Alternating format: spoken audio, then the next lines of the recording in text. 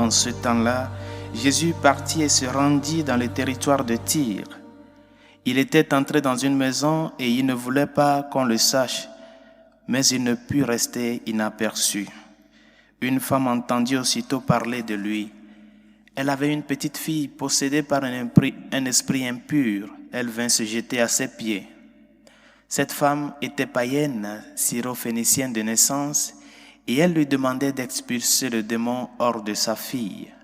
Il lui disait: « Laisse d'abord les enfants se rassasier, car il n'est pas bien de prendre le pain des enfants et de le jeter aux petits chiens. » Mais elle lui répliqua: « Seigneur, les petits chiens sous la table mangent bien les miettes des petits enfants. » Alors il lui dit: « À cause de cette parole, va. Le démon est sorti de ta fille. » Elle rentra à la maison et elle trouva l'enfant étendu sur le lit. Le démon était sorti d'elle. Acclamons la parole de Dieu. Louange à toi, Seigneur Jésus. Saint Grégoire le Grand, biographe de Saint Benoît,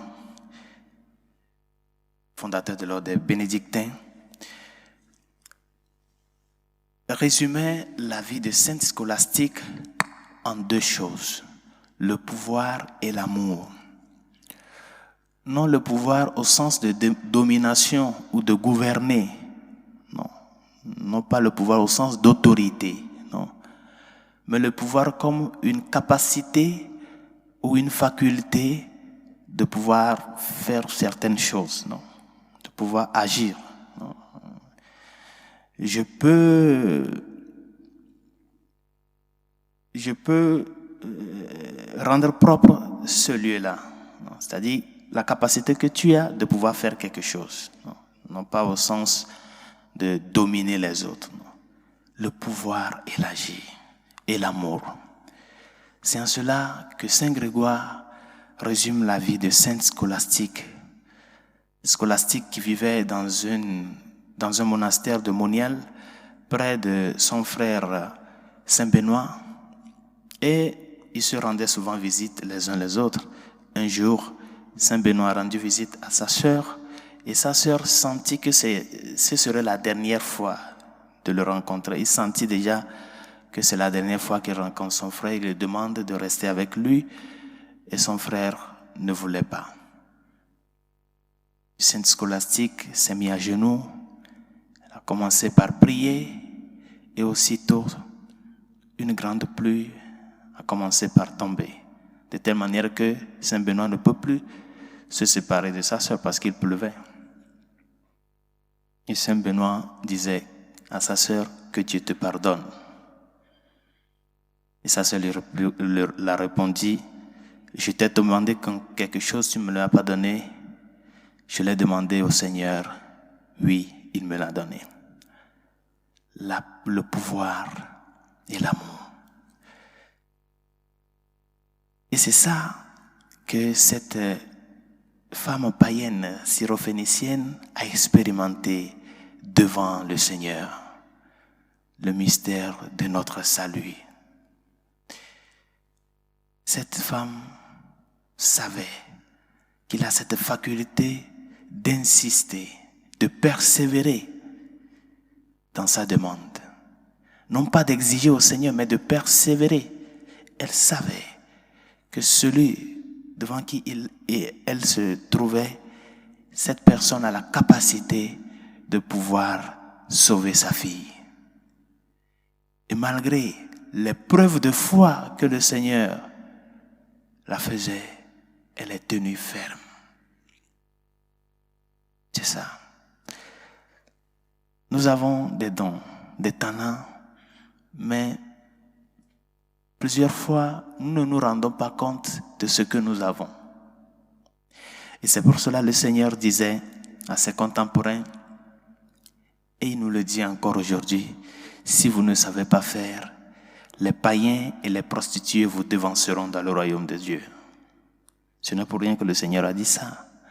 Parce que ces personnes, une fois qu'ils se rendent compte devant le mystère, une fois qu'ils se tournent devant le Dieu pour cette vraie conversion, ils le font et ils l'assument pleinement. Si vous ne savez pas faire, les païens et les prostituées vous devanceront dans le royaume des cieux. Bien, chers amis, la foi est un don, mais aussi c'est une vertu. Et qui parle de vertu parle d'exercice. Il faut exercer la foi.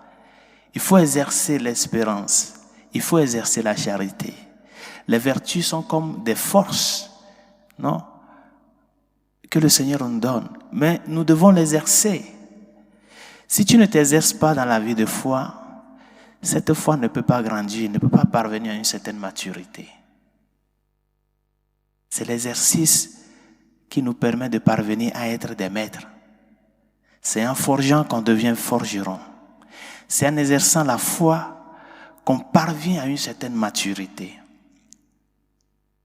Parce qu'il y a des moments où cette foi est mise à l'épreuve, à travers les crises, les difficultés, les croix, les douleurs. Mais c'est le moment où le Seigneur veut savoir si vraiment cette foi-là, elle est mature. Si malgré ces moments d'obscurité-là, tu tiens toujours. C'est ça. Apprenons à exercer notre foi. Mettons-la à l'exercice. Et les moments de la grande exercice, ce sont les moments de croix et de difficulté. Crois-tu qu'en ce moment d'obscurité, ce moment où tu te sens comme dans une gouffre sombre, ou ce moment où tu sens comme si le Seigneur est très loin de toi, crois-tu vraiment qu'il est prêt? Es-tu disposé à pouvoir exercer cette foi-là dans toute son amplitude? Demandons au Seigneur, par l'intercession de Sainte Scolastique, à ce que nous aussi nous puissions parvenir à faire du pouvoir et l'amour ces deux chemins qui nous amènent à cette maturité dans la foi. Le Seigneur nous l'a donné. Il nous l'a donné parce qu'il sait que nous avons la capacité de pouvoir l'exercer. Si nous ne l'exerçons pas, si nous ne mettons pas notre foi à l'exercice pour qu'elle puisse grandir et parvenir à une certaine maturité en Dieu et pour Dieu, nous ne pouvons pas tenir devant les croix. Que l'exemple de cette Phénicienne nous aide à ce que, devant les épreuves, les difficultés, nous puissions, avec les deux pieds sur terre, dire au Seigneur, je suis dans l'obscurité, mais je sais que tu es là. Illumine ma vie. Montre-moi le chemin à suivre. Que la grâce du Seigneur nous aide et que sa miséricorde nous réconforte.